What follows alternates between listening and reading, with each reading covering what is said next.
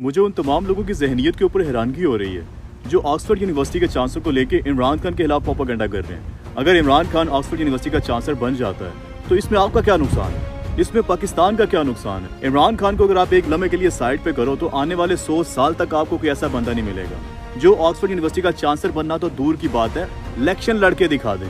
आप अगर उस लेवल तक नहीं पहुंच सकते तो इसमें खान का क्या कसूर है। आप उल्टा खान की टांगे खींचना शुरू हो गए हो। इस वक्त एशिया के लोग खुश हैं यार, एटलीस्ट हमारे रीजन से कोई ऐसा बंदा भी है जो ऑक्सफोर्ड जैसी पुरानी और सबसे बड़ी यूनिवर्सिटी के चांसलर का इलेक्शन लड़ने जा रहा है। पिछले दिनों ओलंपिक्स में एक नेजा मार के गोल्ड मेडल लेके हम कह रहे थे कि मुल्क का नाम रोशन कर दिया, पूरी दुनिया में मुल्क का नाम रोशन कर दिया है। तो भाई ऑक्सफोर्ड जैसी यूनिवर्सिटी में वहाँ के हजारों ग्रेजुएट्स आज दुनिया के बड़े बड़े ओहदों के ऊपर लगे हुए हैं। अगर उस यूनिवर्सिटी का चांसलर आपके मुल्क का बंदा बनता है तो क्या आपके मुल्क का नाम बदनाम होगा?